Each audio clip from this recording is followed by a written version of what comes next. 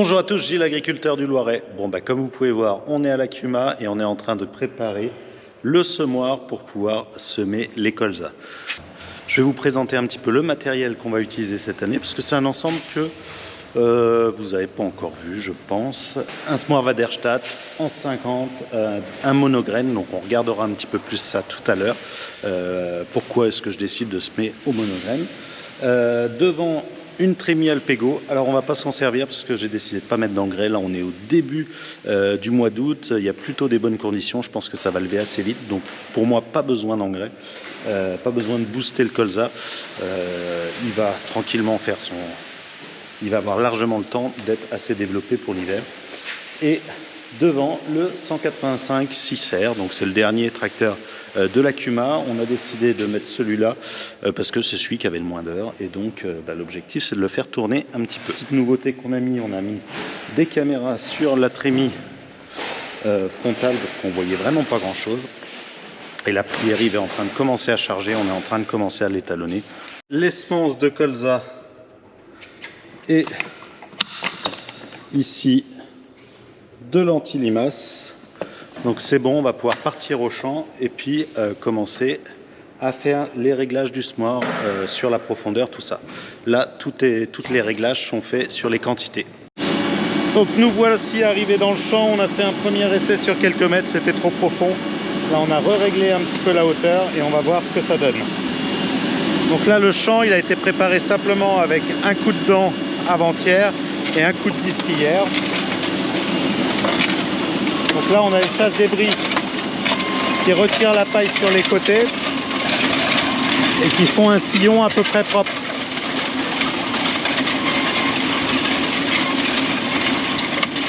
Donc ça c'est l'avantage du monograine, c'est que mine de rien ça refait un travail autour de la graine qui est plutôt pas mal, ça vient enlever la paille et ça vient retravailler ici. Alors on est juste sur une ancienne fourmilière, ça grouille de fourmis, je vais aller chercher un petit peu plus loin. Là on est au bord du bois en plus, donc il y avait pas mal de paille un peu dans tous les sens par ici parce qu'il y a eu des dégâts de cochons et ils avaient mis un peu le bazar parce que comme vous pouvez voir, vous voyez ces grosses entrées, on a les cochons qui viennent par ici souvent. Donc là je viens de trouver une graine, elle est ici, elle est à 1 cm, 1 cm et demi. Donc là on est pas mal et normalement il y en a une tous les 3,6 cm. Donc la prochaine elle devrait être par ici.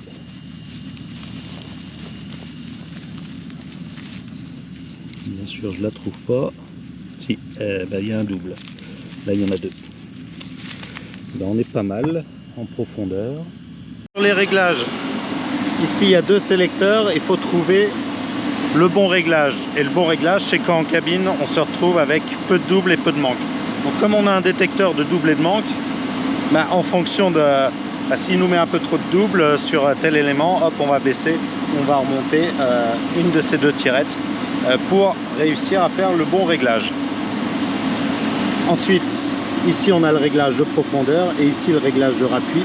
Donc ça, c'est bon, c'est réglé. Maintenant, il ne nous reste plus qu'à fignoler cette partie-là pour que ça mette le bon nombre de graines.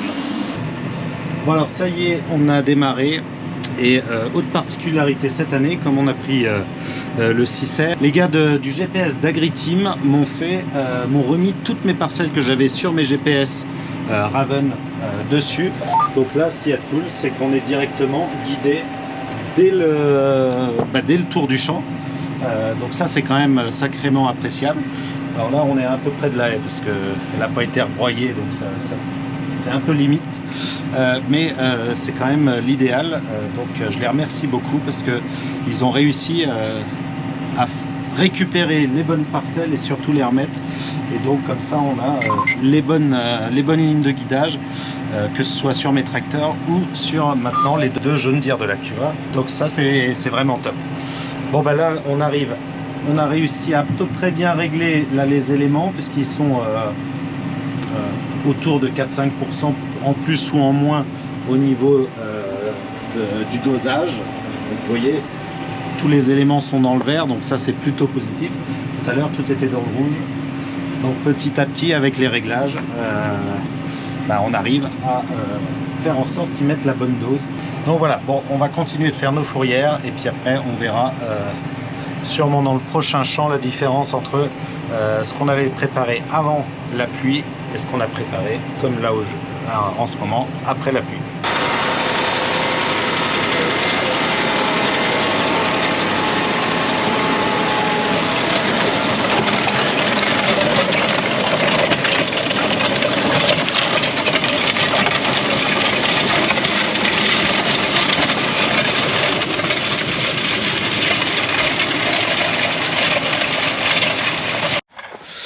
Donc nous voici le soir, là on a attaqué le deuxième champ. Alors ce champ-là a une particularité, c'est qu'il y a une partie qui vient d'être préparée là ces 2 derniers jours et une partie qu'on avait préparée pendant la moisson. Pourquoi est-ce qu'on n'avait pas tout fait? Parce qu'il y avait encore du blé là où on n'avait pas préparé, parce qu'on a fait cette parcelle en 2 fois. Et donc entre temps on avait pu travailler le sol puisque la moissonneuse batteuse était repartie chez des collègues. Et donc ça nous avait permis d'avancer dans notre travail. Alors depuis, le blé et du ré gras ont bien poussé, ont bien levé. Donc c'est pour ça que c'est un peu tout vert. Alors j'ai mis un coup de glyphosate, c'était quand? C'était ce matin ou hier, je sais plus. On va se mettre en direct dessus, puisque la préparation est plutôt bonne. Même s'il y a pas mal de paille, en dessous il y a de la terre fine. Donc on va voir ce que ça donne.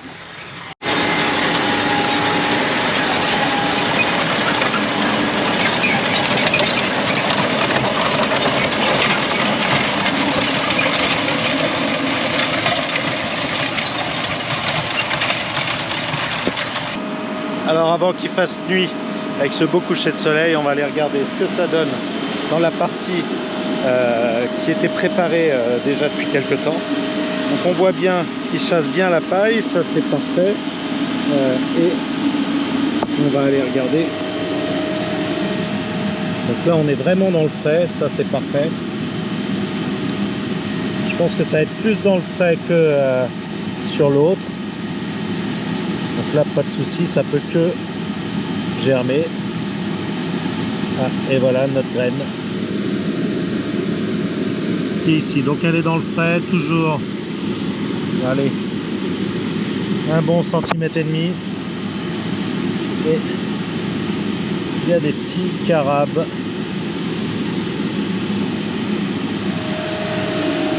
Ça c'est bien parce que ça va être le risque là vraiment des limaces. Donc j'ai ramené un piège pour pouvoir justement les piéger et voir s'il y en a beaucoup et si notre partie prévention on a besoin d'en remettre plus ou pas. Donc ça va être la grande question pour les jours à venir pour la levée. Bon allez, avec ce super beau coucher de soleil on y va. Et puis on va essayer de tourner un petit peu, faire si je peux faire une dizaine d'hectares dans les grands riages ce soir, ce serait parfait. Bon allez, un petit tour en cabine pour voir un peu ce que ça donne. Donc là, on a l'iPad avec toute la gestion justement des différents éléments. Alors là, on a 2 éléments qui sont en gris, qui sont en train de tracer parce qu'on est sur une voie de jalonnage. Et puis là, ça en met un petit peu trop, un peu trop de double. Et vous allez voir, ça va beaucoup varier. Tout à l'heure, ça va en mettre un peu moins. Bon, c'est du colza, donc c'est un peu plus dur d'avoir toujours la bonne quantité. Et lui, il enregistre les quantités qu'il y a. Et surtout, il m'enregistre les variétés pour qu'on puisse suivre ça et puis voir après à la récolte lesquelles ont le mieux donné comme variété. Donc là, on est à 7 km/h et ça fait du super bon boulot. Maintenant, tout dépendra du temps qui va venir derrière tout ça. Ils annoncent un tout petit peu d'eau, ce serait parfait. Si je peux finir de semer, faire mes désherbages et qu'il y ait un tout petit peu d'eau, ce serait le top. Il est quelle heure? Il est 21h17. Allez, moi j'essaye de tourner jusqu'à 23h. Et puis on verra combien d'hectares on sera. Là, on est à 5 hectares et demi. Si on peut réussir à atteindre les 10 hectares, ce serait bien. L'autre parcelle, elle faisait un peu plus de 11 hectares, donc ça ferait 22-23 hectares faits dans la journée. Ce serait parfait pour une première journée. On a 60, ça veut dire qu'il nous en resterait un peu moins de 40 pour demain, donc c'est faisable. Très étonnant, j'avais oublié de mettre ici le régime moteur. Dès que je l'ai mis, tout a rebaissé, tout est passé bien dans le vert. Donc c'était une erreur de ma part. Finalement, avec les bons réglages, c'est beaucoup mieux. On est quasiment dans le vert partout, un tout petit peu dans le jaune de temps en temps, mais ça fonctionne beaucoup mieux. Donc il fallait juste mettre un petit peu de gaz pour retrouver la bonne pression au niveau de la ventilation. Regardez ce magnifique coucher de soleil. Bon bah, il est un petit peu plus de 23 h et j'ai le rang 5 qui vient de sonner. 1, 2, 3, 4, 5. C'est celui-là. Et c'est vide. Bon bah, on va arrêter là pour ce soir. On va aller voir combien est-ce qu'il y a d'hectares de fait. Mais je crois qu'on a atteint l'objectif des 10 hectares.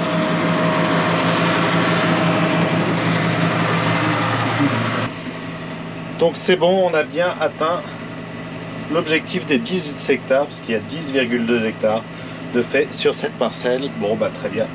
Et il est 22 h 53. On va arrêter là pour ce soir. On mettra de la semence demain. Et puis on continuera le champ. Bon bah ce matin Pierre il va commencer tôt, ça avance plutôt bien. Là tous les petits rayages qu'on avait laissés de côté sont terminés, il y a 15 hectares de fait, il en reste 30 mais on va aller voir un petit peu plus loin parce qu'il m'a dit que les sangliers étaient passés cette nuit. Donc on va aller voir le dégât qu'ils ont fait. Bon bah voilà, les cochons sont passés cette nuit, ça va encore, il n'y a pas encore trop de dégâts. Bah ils ont fouillé. Comme vous pouvez voir, ils se sont amusés à fouiller un peu partout. Bon, pour l'instant, le colza n'est pas encore levé, ça va l'avoir enterré un petit peu plus creux. Bon, mais mine de rien, ils en ont labouré une bonne partie. Alors, le pire, c'était justement là où c'était pas semé, ici. Mais bon, comme on a repassé le semoir, ça fait un peu les montagnes russes, mais ça va. C'est un vrai problème, hein, cette partie sanglier, de plus en plus. Regardez les trous qu'ils ont fait. Ils sont amusés à tout labourer là. Bon, il n'y en a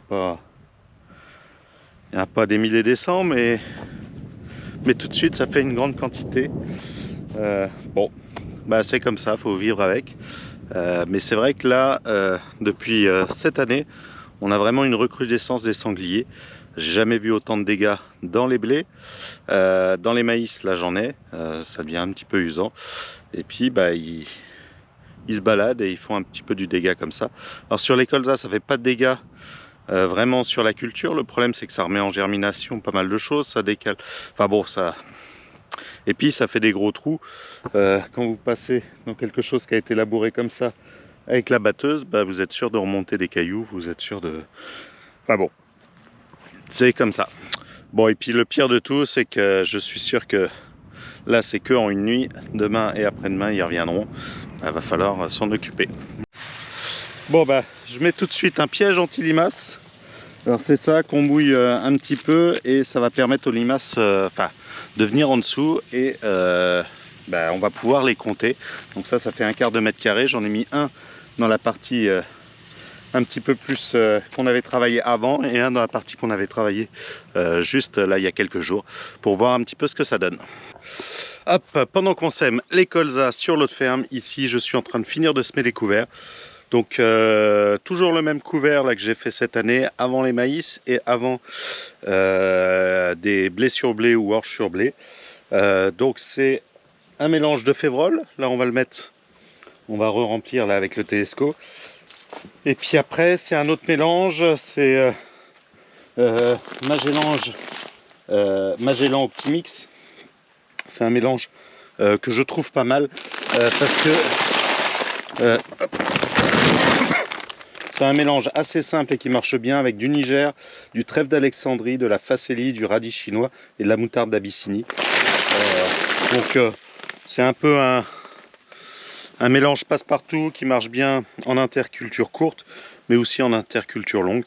Donc allez, on va semer tout ça. Donc 7-8 kg de ce mélange et puis 70-80 kg de févrole parce que c'est de l'ancienne févrole et puis elle germe plus tout à fait nickel, donc c'est pour ça j'en mets un petit peu plus. Bon allez, c'est parti, on remplit la févrole et puis on va semer tout ça.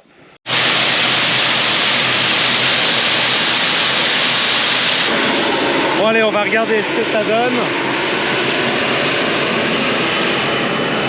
Donc c'est un semoir à dents, ça permet justement que les dents grattent un petit peu le sol et déposent la graine juste derrière la dent.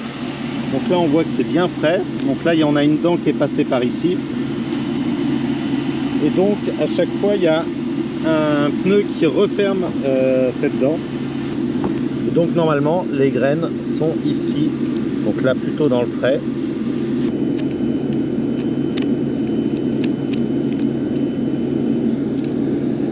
Là on a, vous voyez, une graine de trèfle là, le petit point jaune. Et à côté on avait, voilà, ça doit être une graine de Niger.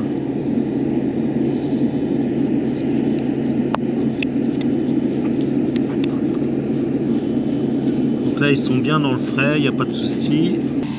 Si en plus il pouvait tomber quelques gouttes ce week-end, ce serait parfait. Là on serait sûr que ça lèverait sans problème. Bon allez. Alors les deux petits problèmes que j'ai, c'est que ça a tendance à beaucoup bourrer avec les févroles. Parce qu'il y a encore des gousses, elles ne sont pas bien nettoyées, donc ça bloque dans la tête. Et des fois un petit peu de tas de paille comme ici, surtout quand on fait les tours. Bon allez, on continue. Alors, regardez ce qu'on trouve dans les champs. Ça, il y en a vraiment beaucoup. Hier, j'ai trouvé une licorne. Là, je sais pas ce que c'est. Ça devait être un petit nounours. C'est les ballons. Donc surtout quand vous achetez les ballons à vos enfants, c'est sympa tout ça. Mais vous avez de grandes chances que ça se retrouve dans nos champs. Et c'est encore du plastique qui va arriver dans les champs. Et ça arrive où après? Dans votre alimentation. Parce que ça passe dans les moissonneuses batteuses, c'est nul, c'est vraiment nul. Donc voilà, je pense qu'il faut vraiment arrêter avec ces bêtises là. Bon, c'était le petit coup de gueule, mais j'en trouve régulièrement, il y a tous ceux qu'on voit pas. Bon finalement aujourd'hui on a bien avancé sur le chantier de semis de colza sur la première ferme avec le semoir monograine. J'ai terminé là avec le CO6 de semer les couverts cet après-midi. Avant j'ai remplacé Pierre-Yves, finalement au lieu de le remplacer 1 heure juste pour manger, ça a duré jusqu'à 5-6 heures. Donc bon, là tout est bon. Là c'est Samuel qui est en train de terminer de semer donc sur l'autre ferme. Et puis moi je vais partir avec l'automoteur faire directement les traitements, parce que je ne sais pas si vous pouvez voir, mais il tombe quelques gouttes. C'est les conditions idéales pour faire un traitement, parce que c'est un racinaire. Donc je vais appliquer le traitement tout de suite, comme ça ce sera fait. Et puis les colzas pourront lever tranquillement, tout en empêchant les autres mauvaises herbes de lever, donc ce qui est plutôt une bonne chose. Allez, on file à l'automoteur, je charge tout ça. Et puis on va aller traiter tranquillement toute cette partie là. Ça y est, c'est parti, là je suis sur la première parcelle et vous pouvez voir, on est en train de traiter. Donc ça va permettre de désherber l'ensemble du champ et d'éviter la pousse des mauvaises herbes, puisque c'est un désherbant racinaire qui va empêcher la plupart des dicotylédones, donc toutes les mauvaises herbes de type dicote. Ça va les empêcher de germer sans empêcher le colza lui de germer. Donc ça devrait permettre d'avoir un champ à peu près propre, puisque c'est vraiment les enjeux. Je vais mettre le GPS, je me concentre, puisque là on voit pas du tout les traces bien évidemment. Donc il faut réussir, grâce au GPS ça se fait très bien, même s'il fait nuit.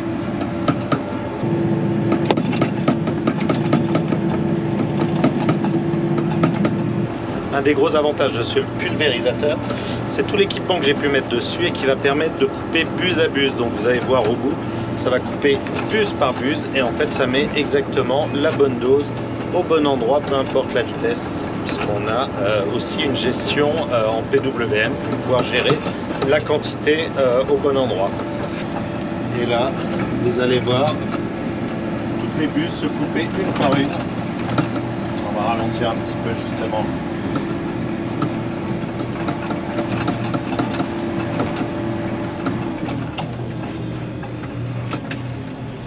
Donc là, vous avez vu les bulles se couper une par une. Et là, c'est parfait parce qu'il se met à pleuvoir. Ça va permettre de... bon, ils annoncent pas grand-chose. Ils annoncent 1-2 mm.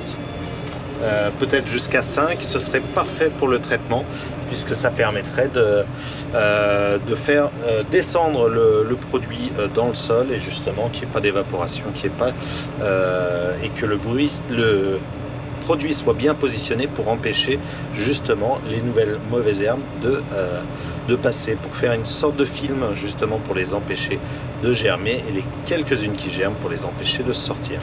Voilà, bon bah voilà, j'espère que cette vidéo vous a plu sur le semis. Malheureusement, on n'a pas pu voir la partie semis avec le CO6 des colzas. Je vais faire ça demain ou après-demain. La vidéo elle sera déjà publiée. Moi, je vous dis à samedi prochain pour une nouvelle vidéo. Et puis, bah, en attendant, portez-vous bien. Allez, à bientôt.